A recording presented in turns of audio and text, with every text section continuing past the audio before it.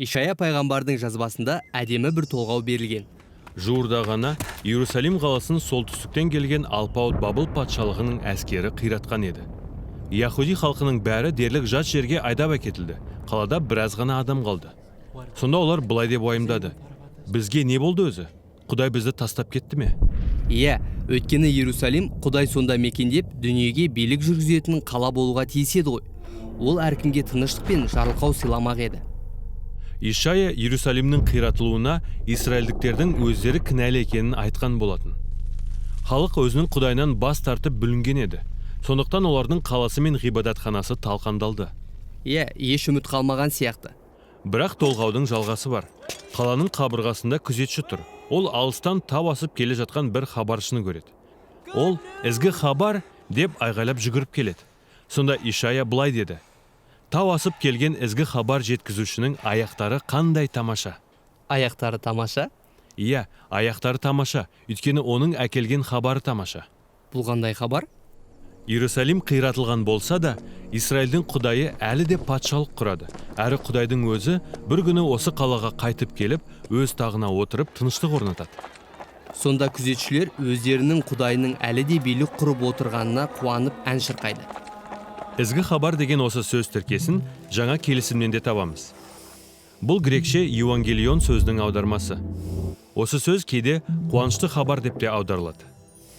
Яғни, біреу сен ізгі хабарға сенесің бе десе, бұл қуанышты хабарға сенесің бе деген сөз. Бірақ кез келген қуанышты хабарға емес. Киелі кітапта бұл сөз тіркесі жаңа патшаның билігінің басталғанын білдіреді. Жаңа келісімдегі ізгі хабарларда Исаның барлық тәлімдерін қорытындылау үшін осы сөз тіркесі пайдаланылады. Онда Мәсіх Құдайдың патшалығы туралы ізгі хабарды жариялап жүрді делінген. Яғни, Мәсіх өзін Құдайдың билік жүргізетіні туралы хабарды әкелген хабаршы деп білді. Иә, бірақ оның Құдайдың билігін қалай сипаттағаны бәрін қайран қалдырды. Яғни ойлап қарасаң, күшті де жеңімпаз патшалық басқаларға өз еркін орындатып, жауларын жеңе алатын қуатты патшалық болу керек.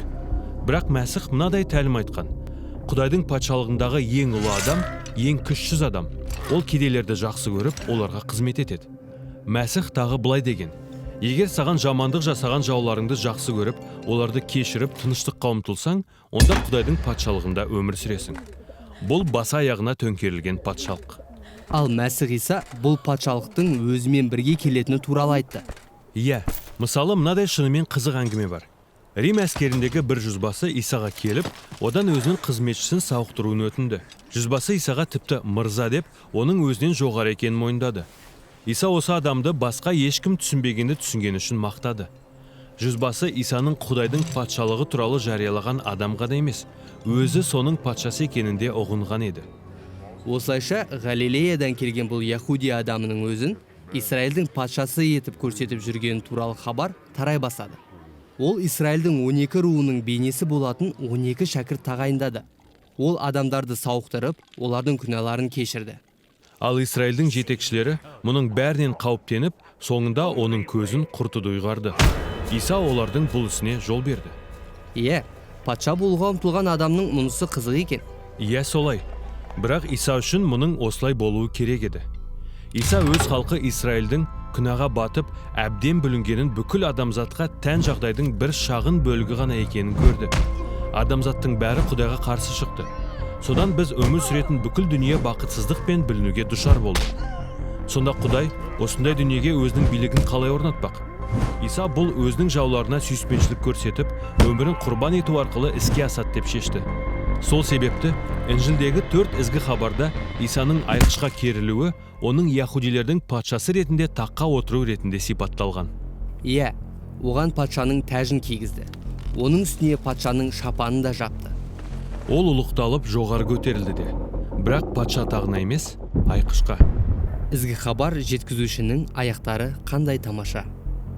Ал енді ізгі хабар мынаны білдіреді: Мәсіх Иса өлімді жеңді. Ол патша болып билік жүргізеді.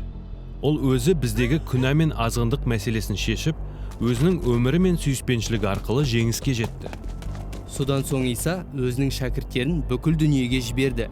Олар барып, бас аяғына төңкерілген осы патшалық туралы ізгі хабарды жариялаумен және әркімді өлімді өзінің сүйіспеншілігімен жеңген патшаға бағышталуға шақырумен болды.